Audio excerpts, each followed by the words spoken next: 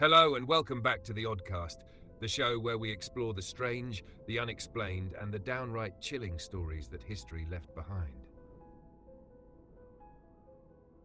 Today we're heading to a quiet rural village on the west coast of Wales, a place you've probably never heard of unless you're into UFO lore, Broadhaven. But in 1977, it became the center of something truly bizarre. A string of sightings so weird, so detailed, and so persistent that it earned the area the nickname, the Broadhaven Triangle. Let's go back to February 4th, 1977. It's lunchtime at Broadhaven Primary School. The kids are out on the playground when suddenly a group of them spot something in a field just beyond the trees. It's silver, shiny, and definitely not a tractor. About a dozen children claimed they saw a large cigar-shaped object, metallic, hovering silently, with a dome on top that had a flashing red or orange light.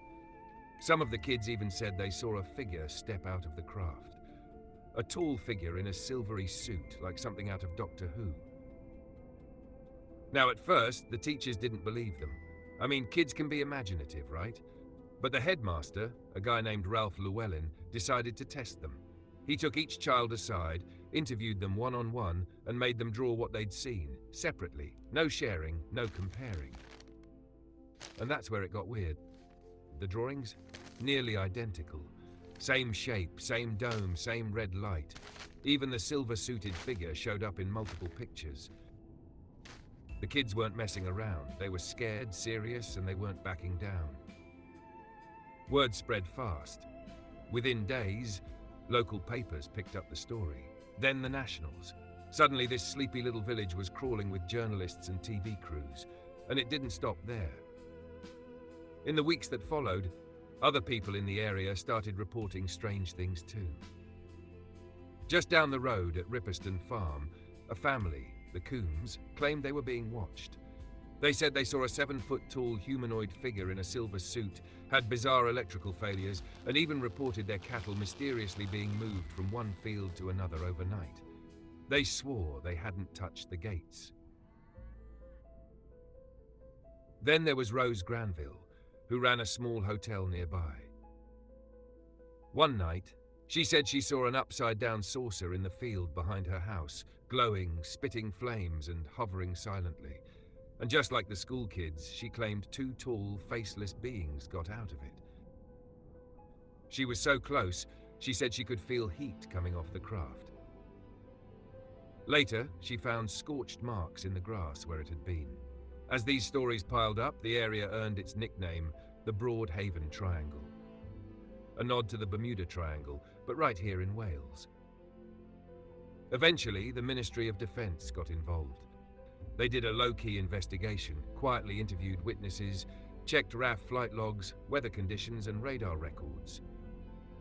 Officially, they said there was nothing unusual. No military exercises, no test flights, nothing they could tie to the sightings. Some skeptics later suggested the whole thing was either a hoax or a case of misidentification.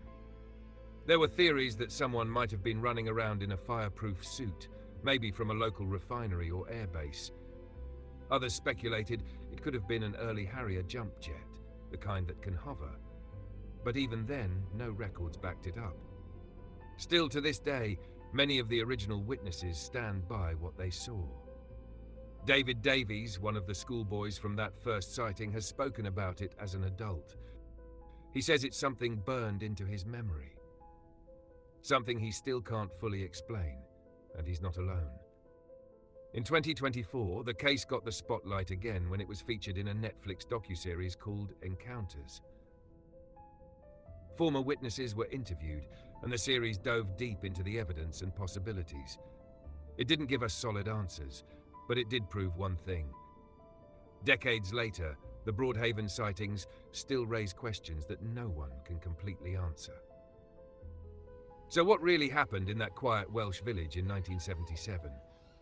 Were kids just caught up in a shared fantasy? Was it an elaborate prank?